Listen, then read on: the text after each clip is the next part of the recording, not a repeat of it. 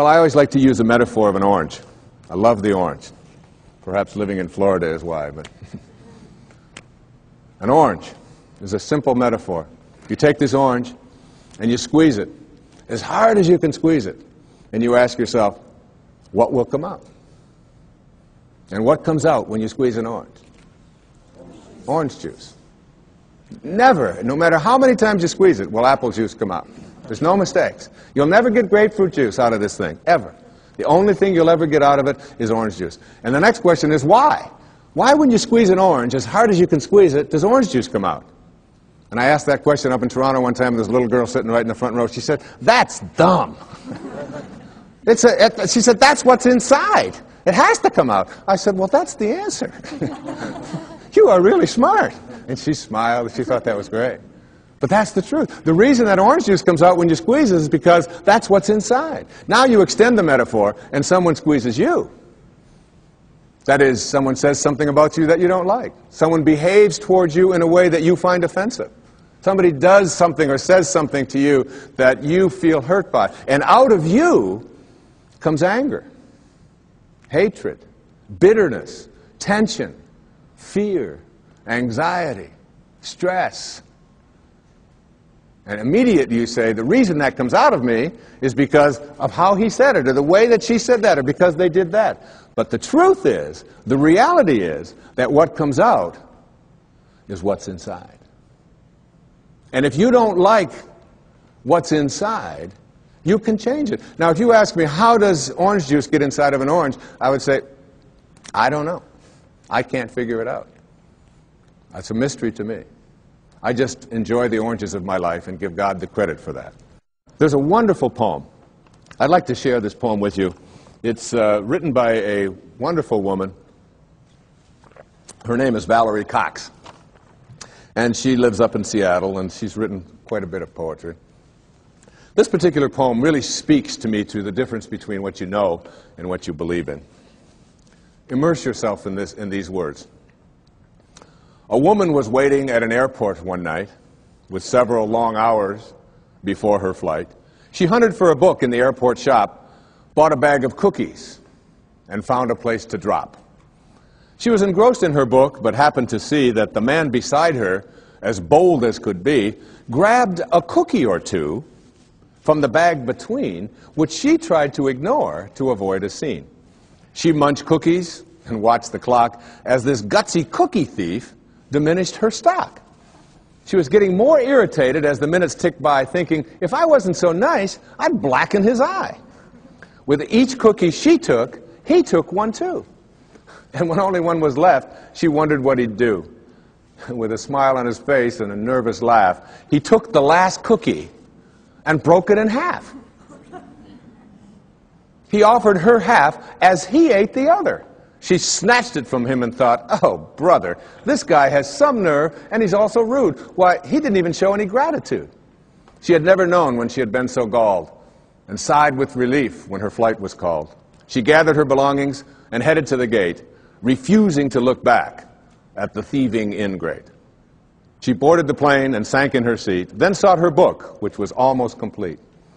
As she reached in her baggage, she gasped with surprise. There was her bag of cookies in front of her eyes. I love that. I love that. If mine are here, she moaned with despair, then the others were his, and he tried to share. Too late to apologize, she realized with grief that she was the rude one, the ingrate, the thief. I've often said that in any relationship in which two people agree on everything, one of them is unnecessary. All right? So it isn't about getting somebody who's just like you. In fact, your soulmate is the person that you have a lot of difficulty with. Your soulmate's the person you can't get rid of. They just keep showing up. You say this, they say that, and there they are, they're back again. And they never go away. They keep showing up in your life. And everybody has these people. These are our greatest teachers, because anybody in your life who can push a button and send you into a frenzy is the person who's your greatest teacher. You know why? Because they teach you that you haven't mastered yourself at this moment. You don't know how to choose peace. In A Course in Miracles, there's a wonderful line that says, I can choose peace rather than this. Whatever it is, I can choose peace. My soulmate, my wife, is one of my soulmates. I mean, she knows how to push those buttons. She's really good at it. And she's one of my greatest teachers. I remember saying to her one time, honey, do you love me for who I am or for what I've been able to do for you? I just want to, she said, that you call yourself a spiritual person? I can't believe you would even ask a question like that. She said, I don't love you for what you can buy for me or what success that you've had or where you are on any bestseller list. I love you for who you are. And I will always love you. I said, well, I was just asking. I said, what if I was just Joe Sixpack? You know, and I was just bringing home, you know, a meager salary and so on. She said, I will always love you for who you are. She said, I would miss you. But I would always love you. She knows. She's got that. You know? And all of us have soulmates. My daughter Serena, who's just turned 13, my teeny bopper. She came home from school one day. She said, there's a rumor in our school. She saw somebody had seen me on television that you actually wrote a book about how to raise children. Tell me it isn't true.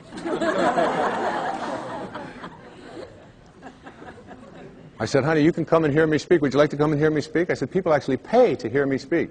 She said, why? And she's got that, all right? But her soulmate is her sister Summer, who is now almost 15. But when Serena was 12 and Summer was 14, my wife was away working on a book of hers, and I was taking care of everything at home while she was working on her book about a spiritual approach to childbirth and infancy care. And she's as qualified as anybody to write about that, I can tell you.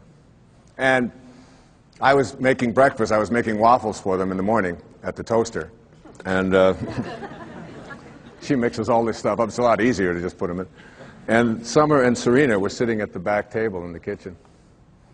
And I heard Summer say to Serena, out of nowhere, about 6:30 in the morning, if you didn't have any feet, would you wear shoes? And I turned around and I said, where is this going? And Serena went, that's ridiculous. What do you mean if I didn't have any feet, would I wear shoes? She said, of course not. And Summer said to her, then why are you wearing that bra?